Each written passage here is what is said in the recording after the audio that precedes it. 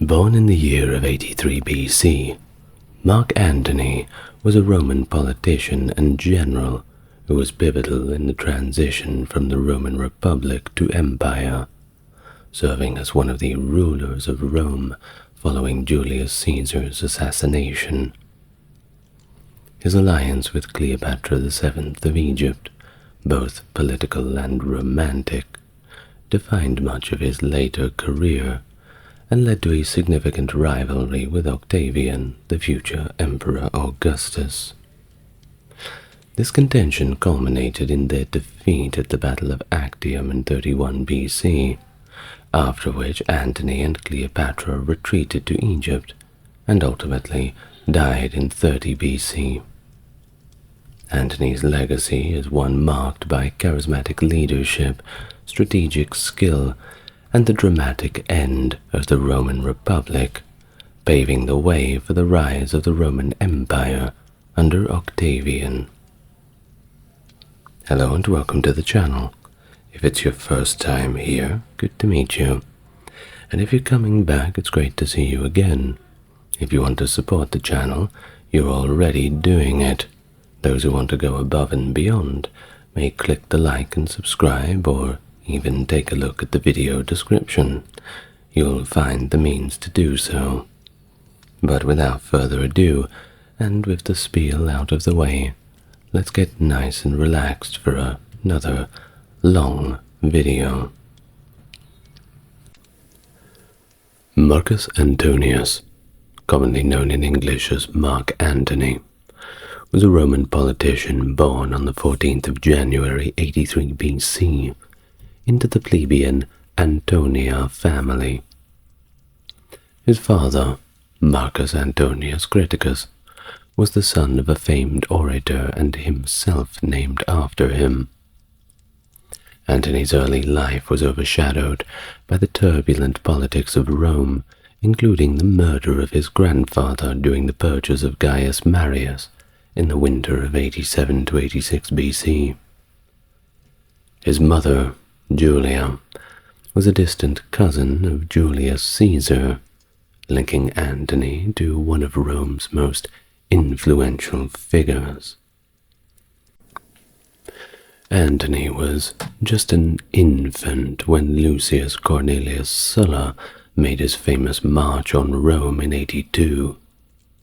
His father's career was marked by ineptitude and corruption, criticized by the orator Marcus Tullius Cicero as being so incompetent that he was harmless with power. In 74 BC, his father received a military command to eliminate Mediterranean piracy, but he died in 71 in Crete without any real significant achievements to his name. The death of his father left Antony and his brothers, Lucius and Gaius, under the care of their mother. Julia later married Publius Cornelius Lentulus Sura, a prominent but financially reckless patrician. Lentulus was deeply involved in the Catilinarian conspiracy and was executed on the orders of Cicero in 63 BC. Thus we find ourselves in Antony's adolescent years, reportedly tumultuous. Plutarch, the famous biographer, notes that he and his brothers spent most of their youth gambling, drinking, and engaging in scandalous love affairs. Cicero, a political adversary, even claimed Antony had a homosexual relationship with Gaius Scribonius Curio, a common form of slander used in Roman politics at the time to discredit opponents. Despite the lack of concrete details about his early political activities, Antony was known to be an associate of Publius Claudius Pulcher, a populist politician with strong street gang presence. Antony was also said to be involved with the Lupercal cult, being named a priest of this group later in his life. By the age of 20, Antony, through his unwise choices, had accumulated significant debt, prompting him to flee to Greece in 58 BC to avoid his creditors. It was there that he immersed himself in studies of philosophy and rhetoric in Athens, aiming to refine his skills and perhaps reset his turbulent career. In 57 BC, he embarked on his military career by joining the staff of Aulus Gabinius, the proconsul of Syria, where he served as the commander of the cavalry. This role under Gabinius, who had been consul the previous year and had supported the exile of Cicero at the behest of Antony's ally Publius Clodius Pulcher, marked the beginning of Antony's rise in the Roman military. It was during this period that Hyrcanus II, the Roman-endorsed Hasmonean high priest of Judea, sought refuge with Gabinius to protect himself against his rival and son-in-law Alexander. Hyrcanus's precarious position dated back several years before to 63 BC, when the Roman general Pompey had captured him and his father, King Aristobulus II, during Rome's campaign against the waning Seleucid Empire, well and truly into its sunset years. Pompey then deposed Aristobulus and installed Hyrcanus as a puppet ruler over Judea, albeit under Roman oversight.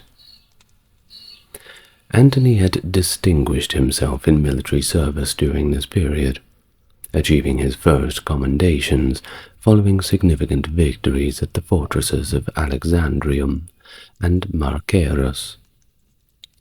By 56 BC, with the rebellions quashed, Gabinius restored Hyrcanus to his high priesthood in Judea. In 55 BC, Gabinius shifted his attention to the political turmoil unfolding in Ptolemaic Egypt. Pharaoh Ptolemy XII Auletes had been overthrown in a popular uprising, actually led by his own daughter, Berenice IV, in 58 BC, forcing him into Roman exile. This Ptolemy XII, previously supported by Pompey during his own power struggles, now sought to reclaim his throne with Roman assistance. Despite the Senate's disapproval, and without official orders, Gabinius decided to intervene after Ptolemy offered a substantial bribe of 10,000 talents. Certainly helps to grease the wheels. Plutarch had noted in his biography that it was Antony who persuaded Gabinius to undertake this venture. Thus, the forces of Gabinius quickly subdued the Egyptian frontier defenses, and after marching to the palace, the guards immediately surrendered with no resistance. The successful campaign led to Pompey XII's restoration as a king of Rome, or be it a client king rather. The Romans solidified their influence over Egypt by stationing the Gabiniani, a force of 2,000 soldiers, in Alexandria to support Ptolemy's rule. This arrangement gave Rome significant sway over Egypt's economic resources, particularly the all-important grain supply. As Egypt at the time, well, the climate was a little bit different, certainly considered a breadbasket of the ancient world. According to later claims by Antony, this campaign was also notable for his initial encounter with Cleopatra, the young daughter of Ptolemy VII, and yes, indeed, we will get to her later. Now, turning our attention back to Rome, the politics was evolving with the formation of the first triumvirate in 60 BC, a secretive pact between Crassus, Pompey, and Caesar. This alliance aimed to dominate Roman politics. Crassus had quelled the Spartacus-led slave revolt. Pompey had expanded Roman territories in the east, and Caesar, with financial backing from Crassus, had secured the consulship for 59 BC. Caesar was subsequently appointed as the proconsular governor of Illyricum, Cisalpine Gaul, and Transalpine Gaul for 5 years, using these positions to launch his own campaign into free Gaul. The breakdown of this alliance saw Crassus and Pompey again manipulating the electoral process to become consuls in 55 BC, with Caesar's command extended to support their political goals. During his service in the East, Antony married his cousin, Antonia Hybrida Minor, daughter of Gaius Antonius Hybrida. Their marriage, occurring sometime between 54 and 47 BC, produced a daughter named Antonia, though it remains unclear if this was Antony's first marriage or not. His alignment with Publius Claudius Pulcher was a strategic move that significantly bolstered his political and military trajectory. Claudius, who enjoyed the backing of Marcus Licinius Crassus, was not only influential in his own right, but also had strong connections with Julius Caesar. This association led to Antony being placed on Caesar's staff during the Gallic Wars in 54 BC, a role that allowed him to showcase his military and leadership skills. Antony's performance in Gaul was reportedly impressive, highlighting his capabilities as a commander and soldier. Despite some strains on their relationship, Antony and Caesar maintained a bond that proved beneficial to both, especially as Caesar's influence helped Antony climb the political ladder. Following his stint in Gaul, Antony was sent back to Rome, where he was elected quaestor for the year 52 BC. During this period, he served Caesar closely, returning to Gaul to lead Caesar's cavalry to a pivotal victory at the Battle of Alesia against Vercingetorix. After his term as quaestor, Antony continued to work under Caesar as one of his legates, commanding 2 legions. This period was crucial, as it solidified Antony's position in Caesar's inner circle and military command structure. Meanwhile, the politics in Rome was increasingly volatile. The first triumvirate, consisting of Caesar, Pompey, and Crassus, was unraveling. Caesar's successors, had created envy and apprehension among his peers, particularly Pompey, who began to align more with the conservative figures around him, such as Cato. This shift in alliances was marked by escalating street violence, led by gangs under the direction of figures like Claudius and his adversary Titus Annius Milo. The death of Claudius in 52 BC, during a violent encounter with Milo's entourage, threw Rome into further chaos. Claudius's death led to riots and even the burning of the Senate House, the Curia Hostilia, which pushed the Senate to appoint Pompey as the sole consul, tasked with restoring order and eventually to conduct a proper election. Antony, after completing his duties in Gaul, had returned to Rome and was entrusted with the role of protecting Caesar's interests. His appointment to the College of Augurs allowed him to influence public policy by interpreting omens, a role that held significant political sway. Antony used this position to support Caesar, especially against his detractors in the Senate, and, well, at this point, there was no shortage of them. Thus, in 49 BC, Antony was elected as a plebeian tribune, providing him with the authority to veto Senate decisions that were detrimental to Caesar. Now, this role was an important one, as it positioned Antony as a key defender of Caesar's policies, especially as tensions between Caesar and Pompey, now devoid of Crassus's mediating influence, moved inexorably towards conflict. Antony's journey from Caesar's staff in Gaul to a significant political defender in Rome shows his adaptability and skill in both military and political spheres. While the escalating tension between Caesar and Pompey had reached a breaking point in early 49 BC, Gaius Claudius Marcellus and Lucius Cornelius Lentulus Crus, the consuls that year, were staunch opponents of Caesar. Despite remaining physically in Rome, Pompey wielded significant military power as the governor of Spain, commanding a sizable number of legions. Throughout 50 BC, a tense negotiation unfolded between Caesar and the Senate, with Caesar insisting on his right to stand for the consulship in absentia, while maintaining command over his forces.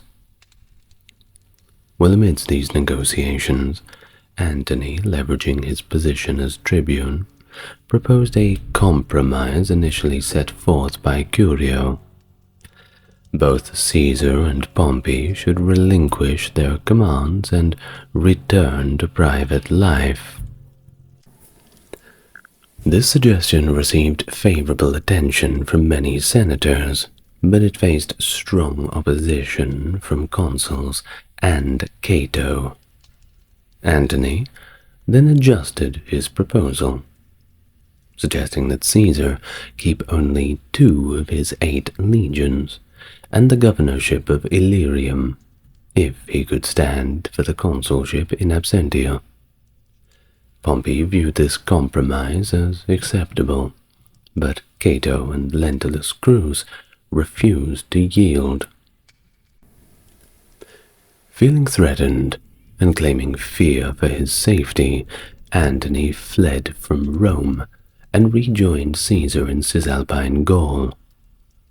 Shortly after Antony's departure, on January the 7th, 49 BC, the Senate, led by Cato and with Pompey's quiet support, passed a Senatus Consultum Ultimum, stripping Caesar of his command and demanding his return to Rome to face trial.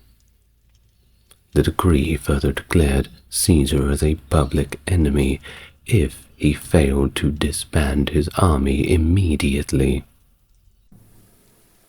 With peaceful resolution now seeming impossible, Caesar used the treatment of Antony, whose tribunician sacrosanctity was violated, as a pretext to march on Rome.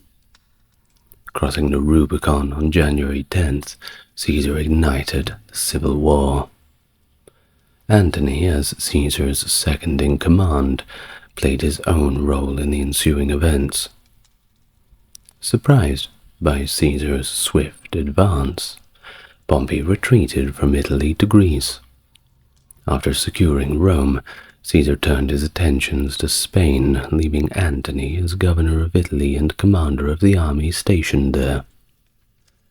Despite his popularity with the soldiers, Antony was generally disliked by the Roman citizenry, who resented the hardships brought about by the civil war. By the end of 49 BC, Caesar had captured significant territories, including Italy, Spain, Sicily, and Sardinia. In early 48 BC, Caesar prepared to confront Pompey in Greece with 7 legions.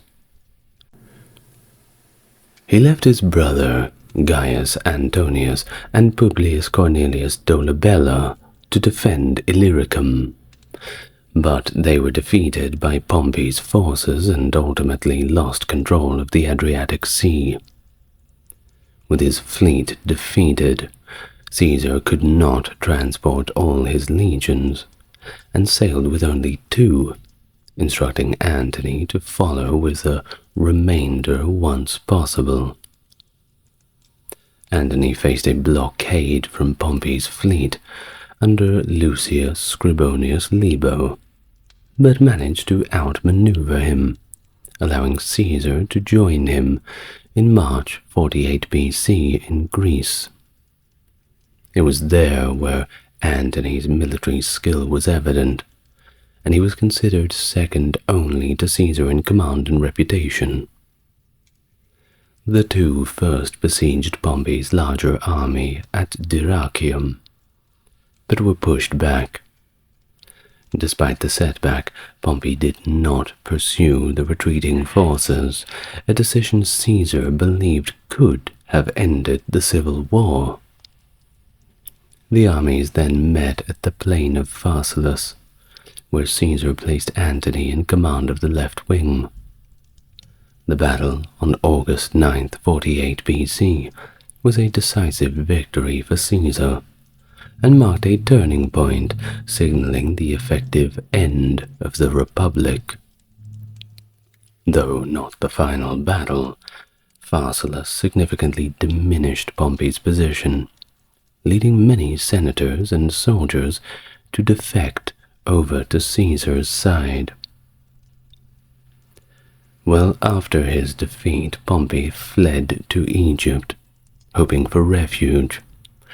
However, fearing reprisal from Caesar, Pharaoh Ptolemy XIII ordered Pompey's assassination, a decision that profoundly impacted the Roman political landscape and set the stage for the next phase of Caesar and Antony's political careers. It was in the wake of Pharsalus that Julius Caesar, now unchallenged as the master of the Roman world, appointed Mark Antony as his master of the horse, making him the second most powerful man in Rome when Caesar himself was absent. With this substantial authority, Antony was left to govern Italy and manage Rome's day-to-day affairs while Caesar pursued further conquests, this time in Egypt, where he became embroiled in the Alexandrian War. It was here Caesar supported Cleopatra's claim to the throne over that of her brother Ptolemy XIII. His involvement in Egypt deepened Roman influence over the Ptolemaic kingdom, perhaps after he and Cleopatra became romantically involved and she bore him a son named Caesarion. Well, back in Rome, Antony's governance faced significant challenges of its own.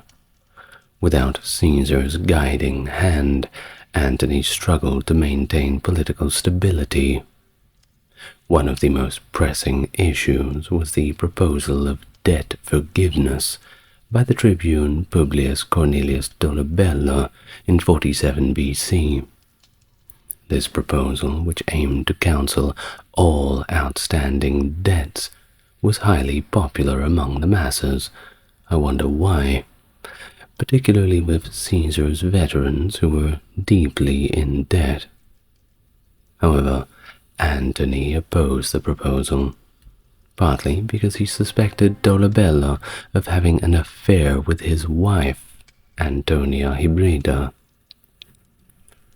When Dolabella tried to enforce this law by seizing the Roman Forum, Antony's response was brutal. He sent his soldiers to disperse the crowd, crack some heads as it seems, and this resulted in the deaths of hundreds. Well, of course, this act of violence destabilized Rome, and it certainly made Antony very unpopular. Caesar, learning of the turmoil, cut short his stay in Egypt and returned to Italy in late 47 BC to attempt to restore order. But the rift between Caesar and Antony began to widen as a result of Antony's handling of the Dolabella affair. Despite their past camaraderie, Antony found himself politically isolated. Caesar even considered transferring Antony's consulship to Dolabella as a way to reconcile with the latter. But Antony's opposition and his role as an augur, interpreting the omens as unfavorable, blocked these moves. Eventually, Caesar found it expedient to remove Dolabella from Rome altogether, not through punishment, though, but by making him one of his generals for future campaigns. The fallout from these events was significant for Antony. For the years 46 and 45 BC, he held no public office, and was generally sidelined in political affairs. Instead, Marcus Aemilius Lepidus took over Antony's previous roles, serving both as Caesar's consular colleague in 46 and as master of the horse. Meanwhile, Caesar continued his campaigns, achieving victory in North Africa and later in Spain, where he defeated the last of his Republican opponents, bringing an end to the long civil war. During this period, Antony's personal life also underwent significant changes. After the scandal involving Dolabella, Antony divorced Antonia Hybrida and married Fulvia. Now, Fulvia was a prominent and politically active figure, having been widowed by both Publius Clodius Pulcher and Gaius Scribonius Curio.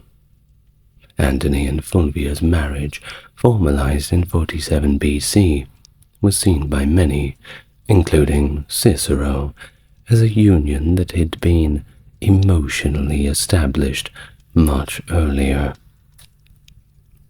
Well, in any case, this marriage certainly strengthened Antony's political position, and produced two sons, Marcus Antonius Antillus and Iulus Antonius, born in 47 and 45 BC respectively.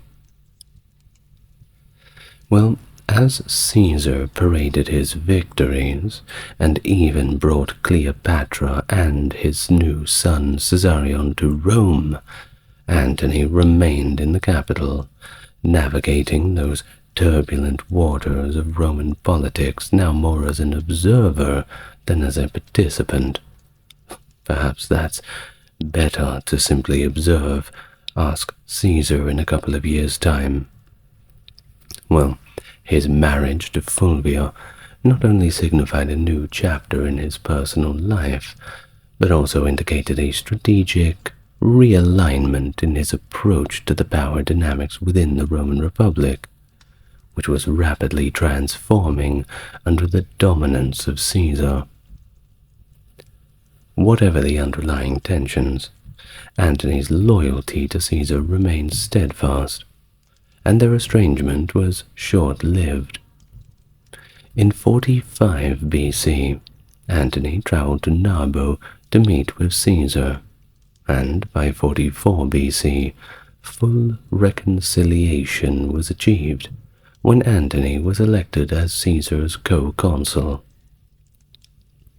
This period marked a significant thawing and repair in their relationship, with plans for Antony to govern Rome in Caesar's absence, due to his upcoming campaign in Parthia. Rumors circulated that Antony had been approached by Gaius Trebonius, one of Caesar's generals, with a proposal to join a conspiracy to assassinate Caesar.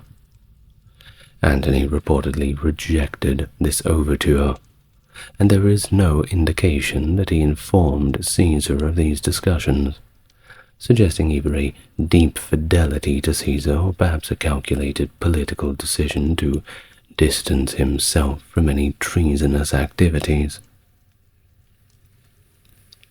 As consuls, Caesar and Antony presided over the Lupercalia festival on February 15th, 44 BC, an event deeply entwined with Rome's foundational myths, celebrating the she-wolf Lupus, who nursed Romulus and Remus in the old legends.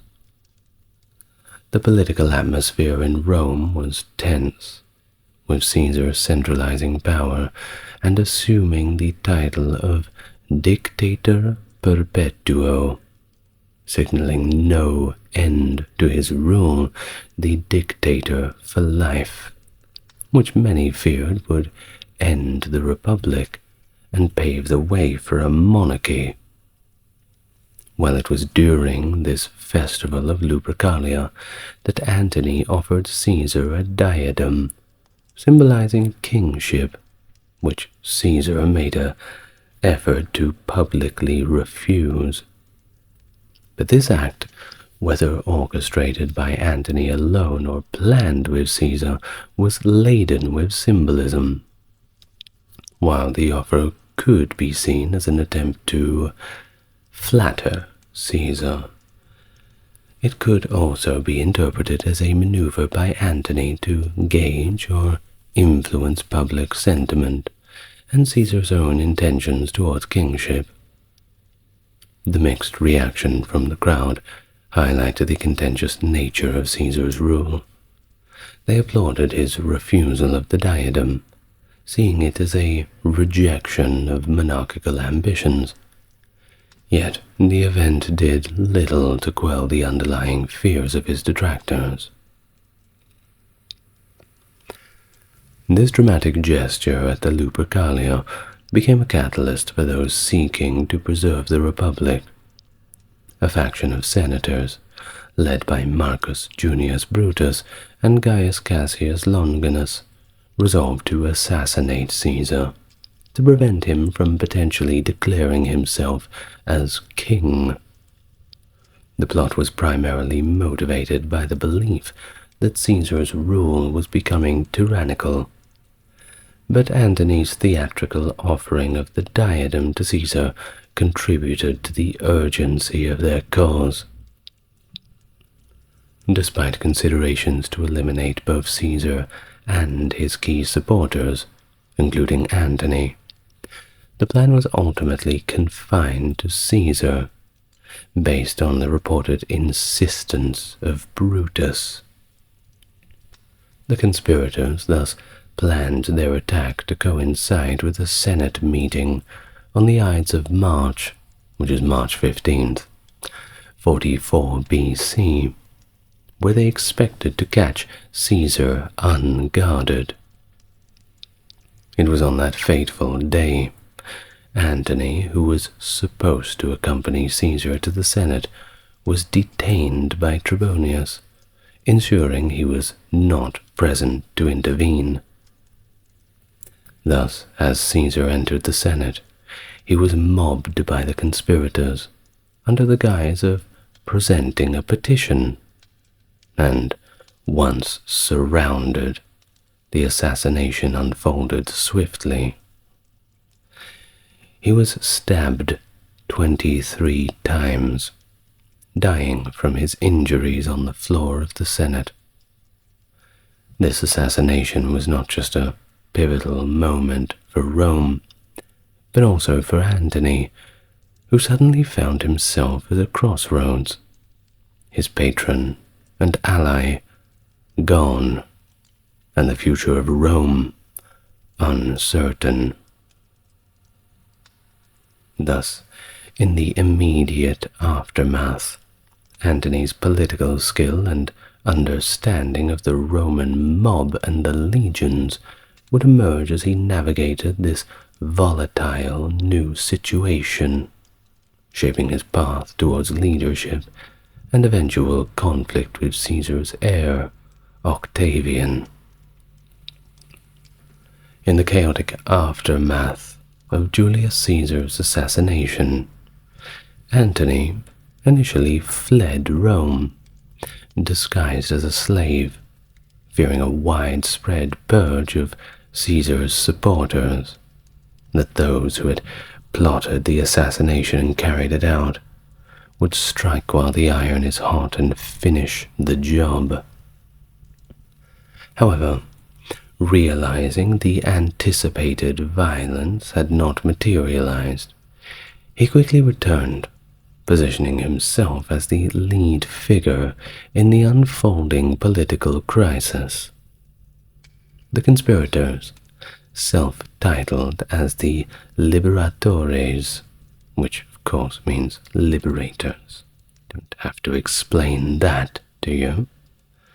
Had locked themselves on the Capitoline Hill, mistakenly believing that Caesar's death would automatically herald the restoration of the Republic. Antony, utilizing his position as the surviving consul, seized control of the state treasury. He was further empowered when Calpurnia, Caesar's widow, entrusted him with Caesar's personal papers and extensive estates, marking Antony as the principal leader over the Caesarians. Meanwhile, Caesar's master of the horse, being Marcus Aemilius Lepidus, brought over 6,000 troops into Rome to maintain order and intimidate the conspirators. Lepidus favored a direct assault on the capital, but Antony, seeking a more peaceful resolution, and recognizing that the majority on both sides preferred a compromise, advocated for negotiations. On March 17th, a settlement was rapidly reached, facilitated by Antony's diplomatic skill and the implicit threat of Caesar's veterans stationed nearby. The Senate agreed to pardon the assassins in exchange for the ratification of all of Caesar's reforms and appointments, including those of Brutus and Cassius, key figures among the conspirators. Antony's concession to appoint his rival Dolabella as co-consul in Caesar's place was part of this compromise, showcasing Antony's ability to navigate this complex political sea. Thus it was 2 days later, on the 19th of March, Caesar's will was publicly read, revealing his posthumous adoption of his great-nephew, Gaius Octavius, who was later renamed Gaius Julius Caesar, and is historically known as Octavian.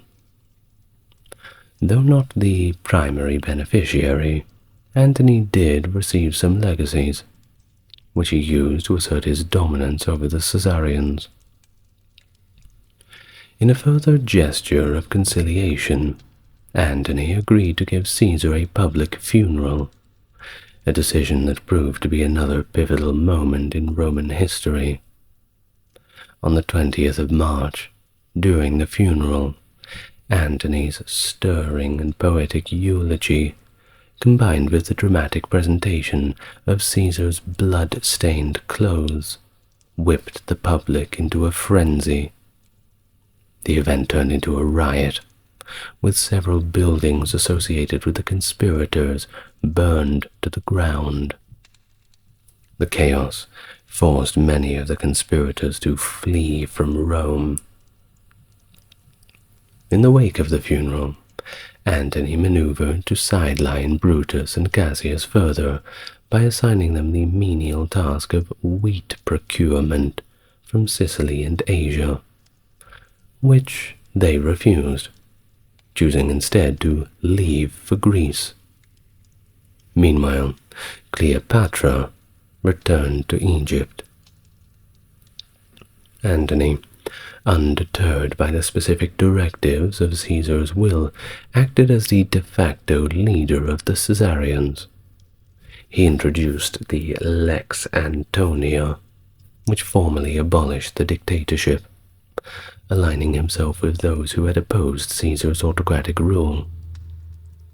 Simultaneously, he claimed to discover laws in Caesar's papers that benefited the veterans, particularly with land grants, enhancing his support among them. To consolidate his political alliance with Lepidus, Antony engaged his daughter, Antonia Prima, to Lepidus's son.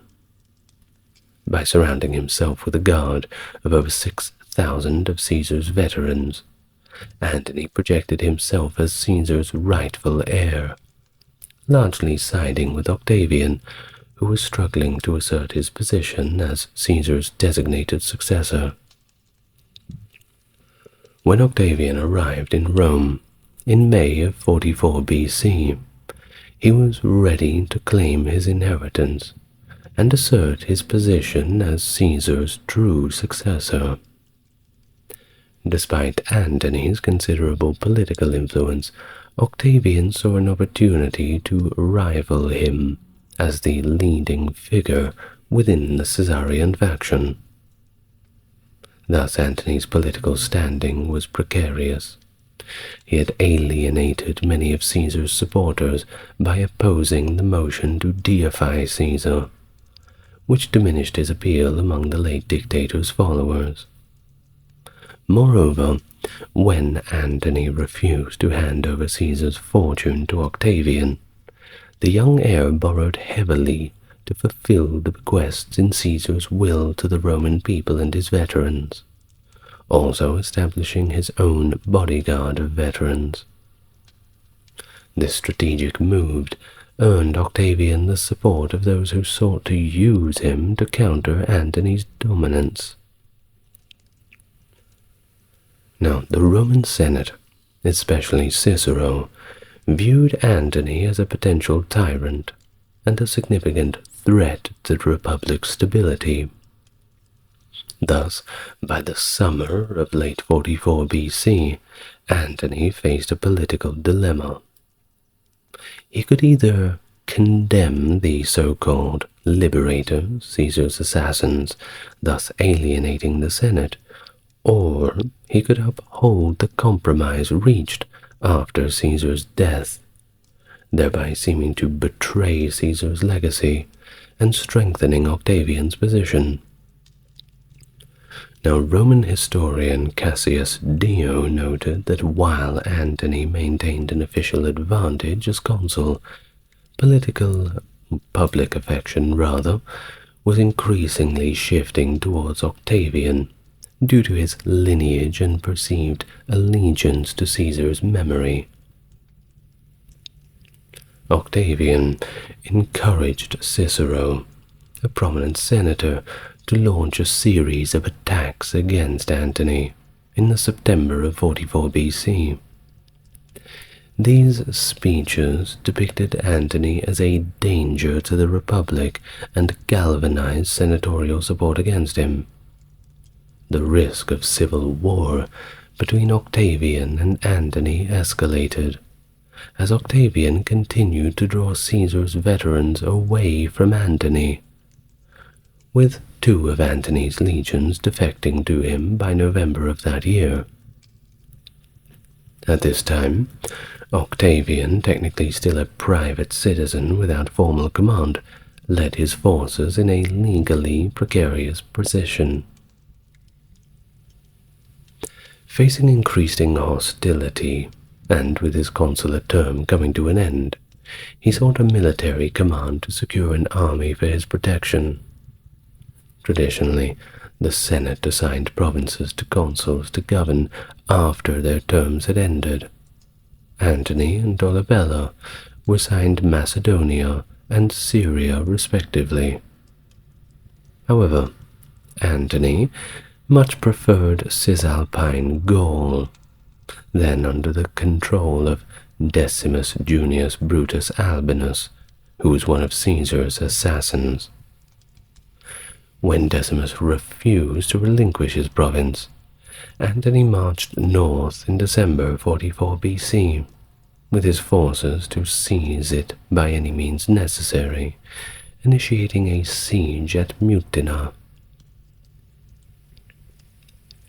The Senate, led by Cicero's fervent oratory, condemned Antony's aggressive move, and then on the very same day declared him an enemy of the state. In response, on New Year's Day of 43 BC, the Senate ratified Octavian's command, aligning him with the consuls Hirtius and Pansa, and tasked them with defeating Antony. The ensuing Battle of Mutina in April of 43 BC saw Antony's forces defeated, prompting his retreat to Transalpine Gaul. However, the battle cost the lives of both consuls, leaving Octavian as the sole commander of their armies, a formidable force of 8 legions. With Antony's initial defeat, the Senate sought to reassess its authority by distributing commands among those they believed would champion the Republican cause. Decimus Brutus was given commands of the legions in northern Italy, while Sextus Pompey was entrusted with the Republic's fleet, which operated out of Sicily. Brutus and Cassius, the leaders of Caesar's assassins, were appointed as governors of Macedonia and Syria respectively. These assignments were intended to reinforce the Republican framework and counterbalance the rising power of Caesar's adherents. However, the legions under Octavian, composed primarily of Caesar's veterans, outright refused to follow Decimus Brutus. This defiance allowed Octavian to maintain his command and influence. Meanwhile, Mark Antony recovered from his earlier setbacks by forming an alliance with Marcus Aemilius Lepidus, who held the governorship of Transalpine Gaul and nearer Spain. Lepidus, despite his strong Caesarian leanings, had maintained cordial relations with various political factions, including the Senate and Sextus Pompey. His overtures to the Senate, however, were quickly overshadowed when his legions defected to Antony, giving Antony control of 17 legions, which was the largest army in the Western Roman Republic. By mid-May 43 BC, Octavian initiated covert negotiations to form an alliance with Antony, aiming to unify the Caesarian factions against the liberators who had assassinated Caesar. Octavian, remaining in Cisalpine Gaul, sent representatives to Rome in July demanding his appointment as consul and the revocation of Antony's status as a public enemy.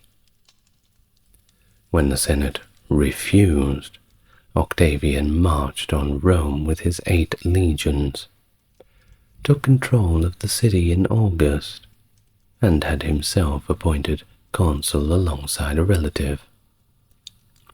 He then began to prosecute Caesar's murderers under the Lex Paedia, declaring all conspirators and Sextus Pompey enemies of the state. In November of 43 BC, Octavian, Antony, and Lepidus met near Bononia to discuss the future governance of the Republic. After 2 days, they agreed to establish a 3-man dictatorship, known historically as the Second Triumvirate, which would govern for 5 years. This triumvirate divided military and administrative control. Antony took Gaul, Lepidus received Spain, and Octavian was assigned Africa, with Italy jointly governed by all 3. Their immediate goal was to avenge Caesar's murder by waging war against his assassins, who held territories in the eastern Mediterranean and Mediterranean islands.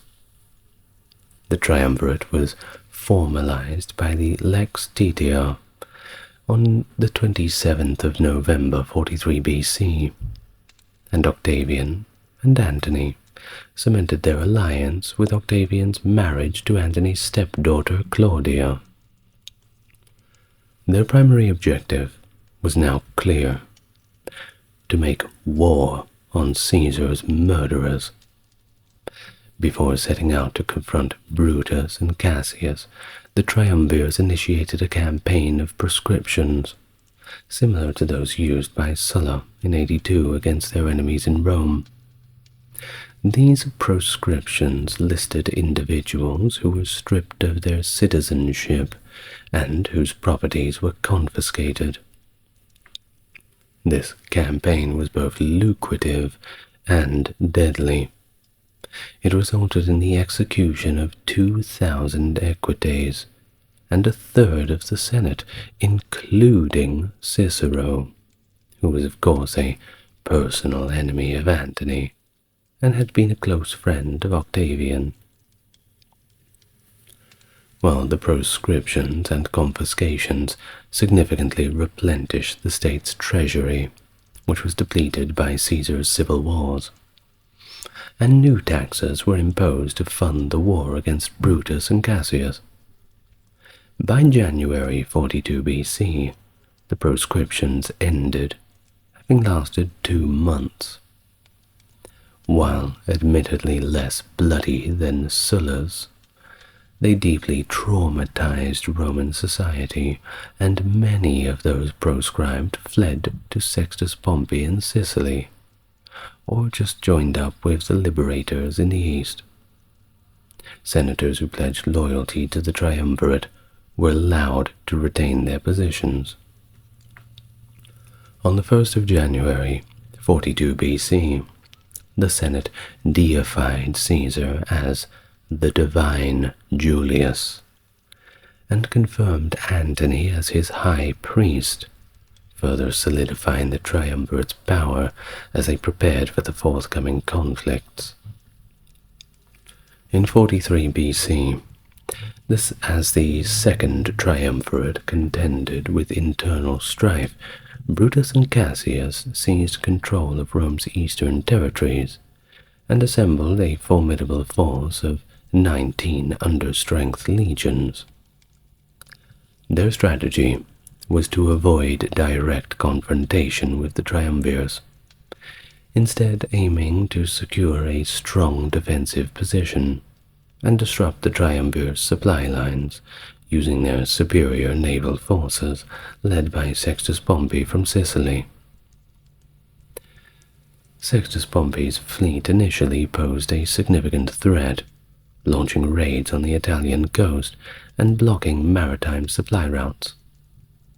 Although Octavian's admiral, Quintus Salvidianus Rufus, managed to fend off an attack at Rhegium, he was later defeated in a naval engagement.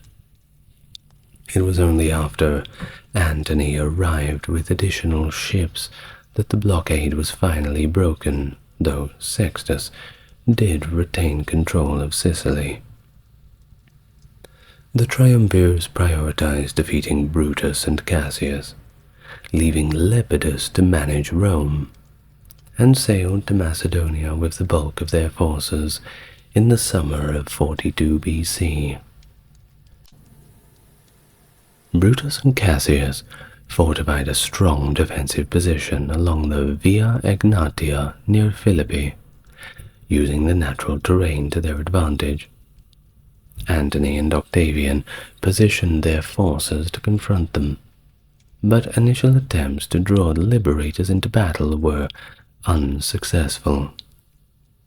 Antony then managed a surprise flank attack through the nearby marshes, leading to the First Battle of Philippi on the 3rd of October 42 BC. Antony overcame Cassius, who, misinformed about the extent of the defeat, took his own life.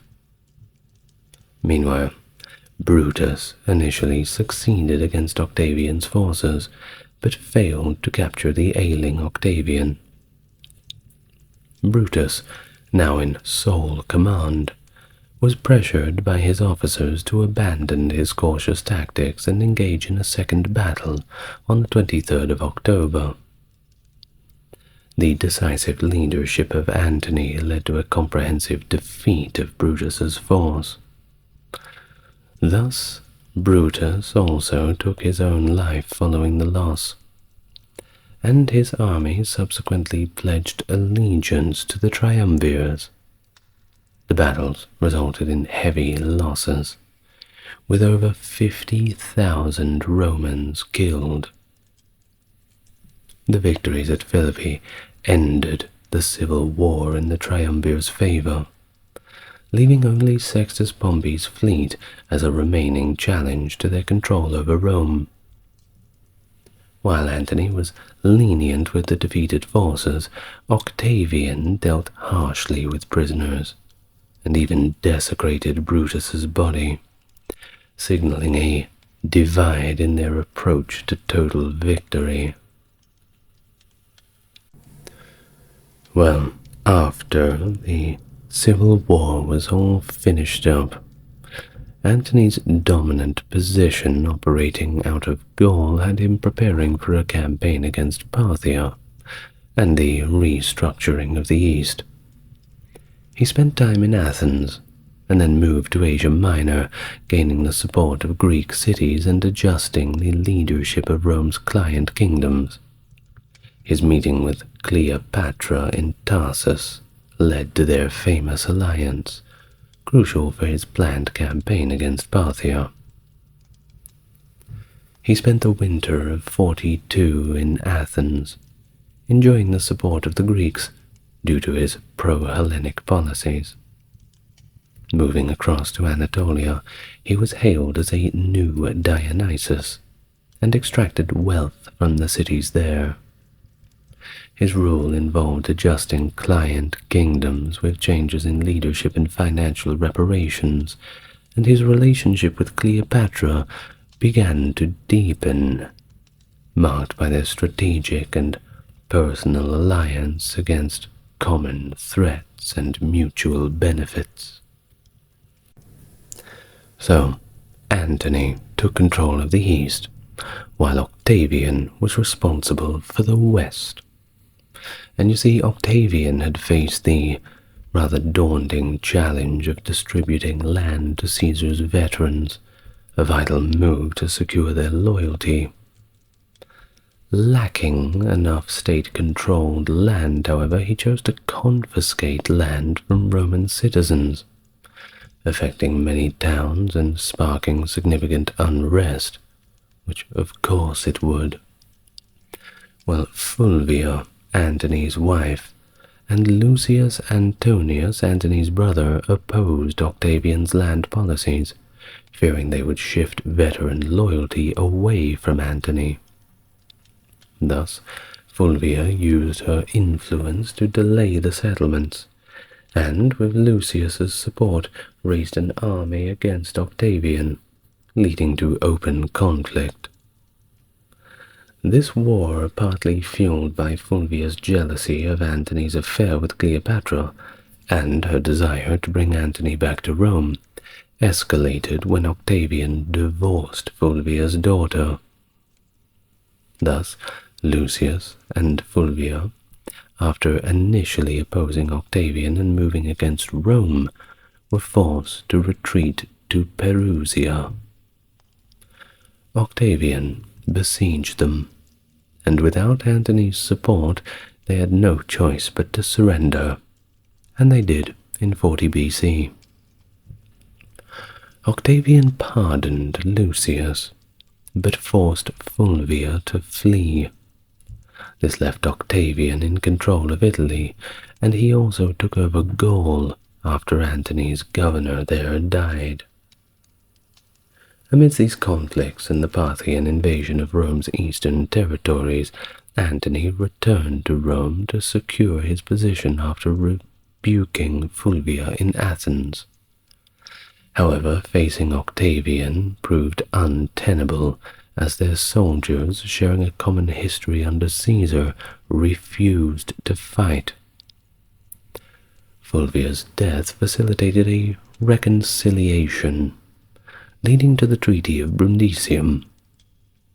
This agreement redivided the Roman world, giving Antony the east, Octavian the west, and Lepidus Africa. Antony also married Octavia, Octavian's sister, symbolizing their renewed alliance and preparing for the campaign against Parthia. Thus, the rise of this Parthian Empire in the 3rd century BC, and Rome's expansion into the eastern Mediterranean during the 2nd century BC, brought these powers into frequent conflict. The kingdom of Armenia, positioned between Roman Syria and Parthia, became the focal point of their power struggles. Tigranes the Great of Armenia, allied with Parthia, initially fought against Rome, but was defeated by Pompey in 66 BC. Armenia then shifted their allegiance to Rome. In 53, Rome's ambition led Marcus Licinius Crassus, then governor of Syria, to cross the Euphrates and invade Parthia. Rejecting Armenian King Artavasdes II's advice to invade via Armenia, Crassus chose a direct route through the desert. While this decision culminated in the disastrous Battle of Carrhae, where his forces were defeated by a much smaller Parthian army. Following this, Armenia tilted back towards Parthian alliance through royal marriage. Well, after Caesar's assassination, things had changed, with the eastern regions slipping from Rome's grip. You see, Caesar had planned to invade Parthia to avenge Crassus, and also to rival Alexander the Great's legacy. But of course, this plan was halted by him being murdered. Generally tends to make one change their plans a little. Publius Cornelius Dolabella took over Crassus's intended campaign, but lost support, leading to the Parthians siding with Quintus Labienus and the Republicans after their defeat at Philippi. Antony, aiming to reinforce Roman dominance in the east, captured Palmyra on the Roman-Parthian border in 41 BC.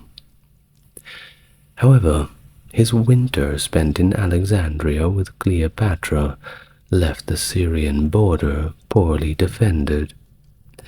Apparently he was a little distracted. While the Parthians, seizing the opportunity and persuaded by Labienus, invaded, exploiting the weakness left by Antony's absence. In 40 BC, the Parthians, led by King Orodes II's son Pacorus, and the Roman rebel Labienus, invaded Roman territories. They swiftly conquered Syria and southern Anatolia, installing Antigonus as king in Judea after deposing Hyrcanus II. Antony, engaged in Egypt with Cleopatra, sent Publius Ventidius Bassus to repel the Parthians. Ventidius effectively countered the invasion in 39, defeating Labienus and the Parthian army, reclaiming Roman dominion in the east. In the following year of 38 BC, despite initial Parthian advances under Pacorus, Ventidius again triumphed at the Battle of Sirestica, killing Pacorus and forcing the Parthians to retreat. The death of Pacorus plunged Parthia into turmoil, leading to the assassination of Orodes II by his own son, Phraates IV. Ventidius, cautious of overstepping his mandate and overshadowing Antony, focused on stabilizing the eastern provinces rather than pursuing the Parthians further. He successfully subdued regional revolts and was honored with a triumph in Rome for his victories. This campaign reset Roman Parthian boundaries and stabilized the region, albeit temporarily. After this Treaty of Brundisium, the triumvirs overlooked Sextus Pompey, who from Sicily disrupted the Roman grain supplies, undermining the triumvirate's support. Well, to combat this problem, the triumvirs negotiated with Sextus, leading to the Treaty of Misenum in 39 BC, which granted Sextus control over Sicily, Corsica, Sardinia, and a few little parts of Greece, in exchange for his ending of the blockade and resuming grain shipments to Rome. Many of the proscribed senators took refuge with Sextus, but returned to Rome when amnesty was declared, aligning with Octavian or Antony. This, of course, weakened Sextus's position, and when he later reneged on parts of the treaty, they decided to instead to engage him in conflict. Well, despite the political turmoil, Antony, still with an eye on Parthia, secured additional troops from Octavian via the Treaty of Tarentum in 37. The two also extended the triumvirate to 33 BC and arranged a marriage between Antony's son and Octavian's daughter to solidify their agreement. Antony, adopting extravagant Dionysian imagery, then returned to the east, leaving his wife Octavia in Italy. With Sextus renewing his blockade, Antony and Octavian's renewed tensions led to further negotiations and military preparation. Antony, still aiming for Parthia, sent Ventidius Bassus to confront the Parthian threat, which resulted in significant Roman victories and the restoration of stability in the east. In Judea, Antony tasked Gaius Sosius with deposing the Parthian puppet Antigonus and installing Herod as the Roman client king. Sosius's campaign was brutal, with extensive pillaging in Jerusalem, which led Herod to secure his position by directly bribing Roman forces. Antony, recognizing Antigonus as a continual threat, had him executed, leaving Herod as a stable ally to Rome, and he ruled until 4 BC. In 38 BC, after renewing the triumvirate, Antony, accompanied by Octavia, spent the winter in Athens. This period concluded with internal strife in Parthia, where Phraates IV assassinated his own father, Orodes, and seized the throne. Of course, Antony, recognizing the opportunity, planned a grand campaign against Parthia, but realized that Octavian wouldn't provide the promised legions under the Treaty of Tarentum. Consequently, he turned to Cleopatra of Egypt for support. With her financial and military aid, Antony amassed an unprecedented Roman force in the east, totaling around 100,000 troops, including 60,000 legionnaires, 10,000 cavalry, and 30,000 auxiliaries. Antony's initial move on the Parthian campaign was to secure Armenia, a former Roman ally turned Parthian vassal after Rome's eastern influence waned post-Carrhae. Though, through diplomatic maneuvering, Antony received the submission of the Armenian king Artavasdes II without resistance.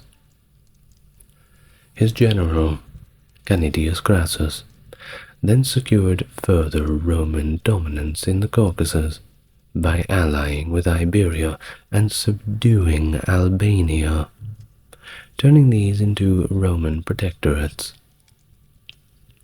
With these strategic victories, Antony's forces moved into Media Atropatene, a Parthian province, hoping for a decisive confrontation.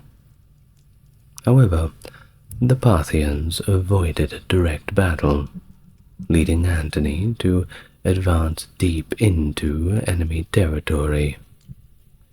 During this advance, 2 legions responsible for guarding Antony's supply lines were ambushed and annihilated by Parthians, a disaster exacerbated by the non-intervention of the Armenian cavalry. Despite this, Antony continued his push, but eventually had to retreat after failing to take the provincial capital. The retreat turned catastrophic, as Antony's army, harassed by Parthians and struggling with harsh winter conditions and mountainous terrain, suffered immense losses. In fact, Plutarch records that about 24,000 of Antony's men perished during this phase. Antony himself managed to lead the remnants of his force back to Syria by the end of 36 BC, having lost around 32,000 men in total during the disastrous campaign. The failure was attributed by contemporaries to the betrayal of the Armenian king, but modern analysis also points to Antony's strategic and logistical misjudgments. Either way, the campaign marked a significant Roman setback in the east, and foreshadowed further complexities in Antony's relationship with both his allies and Octavian. Now, as for Octavian himself, who had been adopted by Julius Caesar and was his heir, well, he had more skillfully navigated Roman politics, and he had done so in a way that isolated and diminished Antony. After forcing Lepidus out of the triumvirate and securing his own power base, Octavian turned his full attention towards Antony, who had entrenched himself in Egypt with Cleopatra. The Roman propaganda machine, controlled by Octavian, cast Antony as a traitor who had forsaken Roman values to become a puppet of a seductive and manipulative Cleopatra. They painted a picture of Antony as a man who had gone native, adopting foreign customs, and even dressing like an Egyptian, which in Roman eyes was a grievous affront to their dignity and an abdication of his Roman identity. The political machinations continued to escalate with Antony's donations of Alexandria, where he distributed titles and lands to Cleopatra and their children, notably recognizing Caesarion, Cleopatra's son with Julius Caesar, as Caesar's legitimate heir.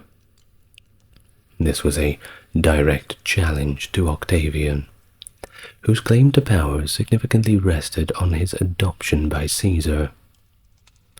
By promoting Caesarion as Caesar's true successor, Antony struck at the heart of Octavian's political legitimacy.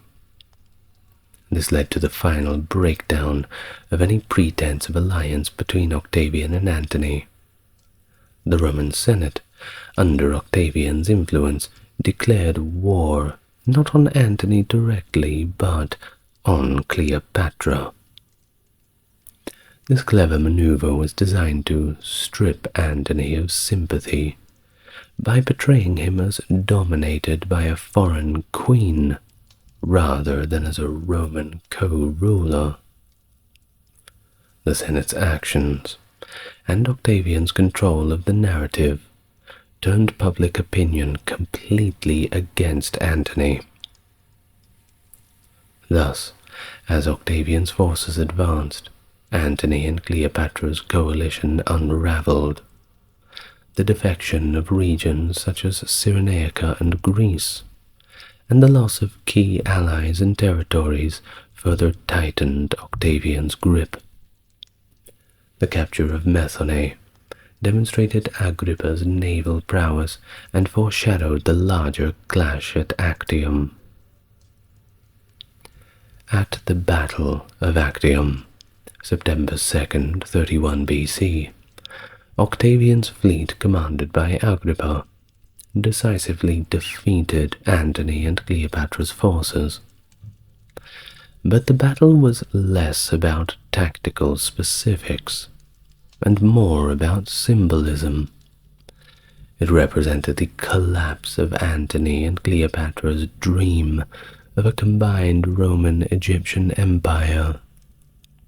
Their flight to Egypt marked the end of resistance to Octavian's rule. In the wake of Actium, the path was clear for Octavian to consolidate his power.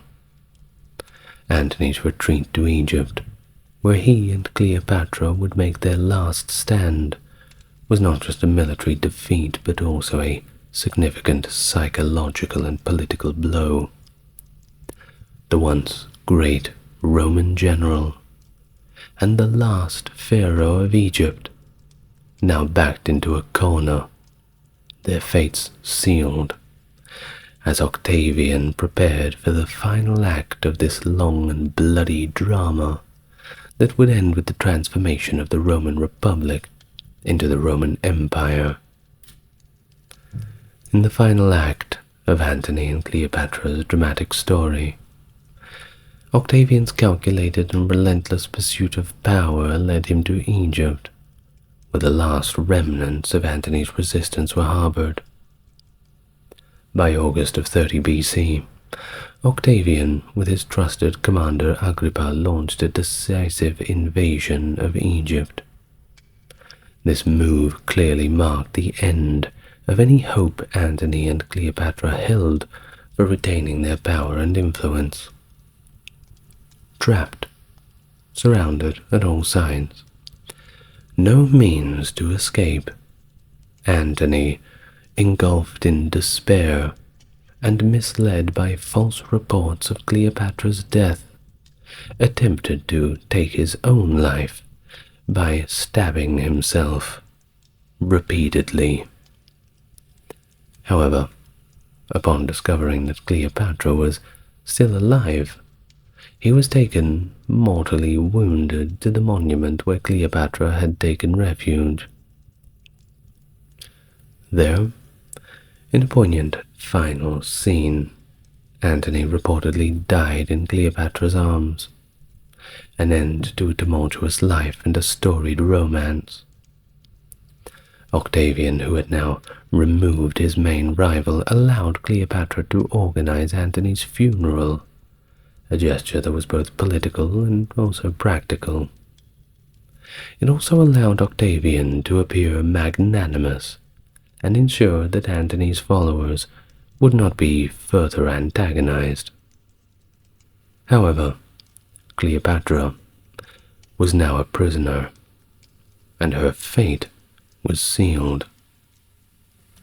Understanding that she would be taken back to Rome and paraded through the streets like an animal at a circus, a fate unbearable for a queen of her stature, or indeed anyone of any stature, Cleopatra then made several attempts on her life, and after several failures, she had reportedly succeeded in mid-August by using a poisonous asp.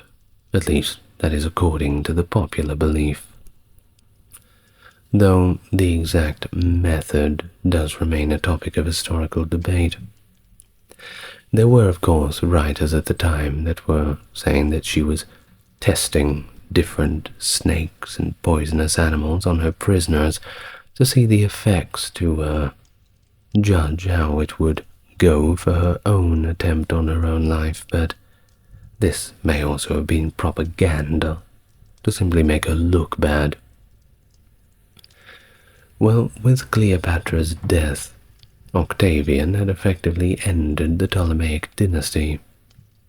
He then took decisive steps to secure his power.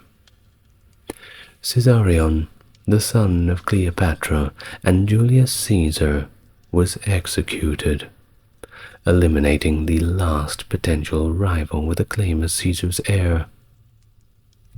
Antony's eldest son, Antyllus, was also killed. However, Octavian decided to spare Iulus, Antony's son by his previous marriage, and Antony's children with Cleopatra. These children were taken to Rome and humiliatingly paraded in Octavian's triumphal procession, a clear signal of Octavian's total victory. Well, we reached the end of another very long video. They seem to keep getting longer and longer and longer. But that's okay.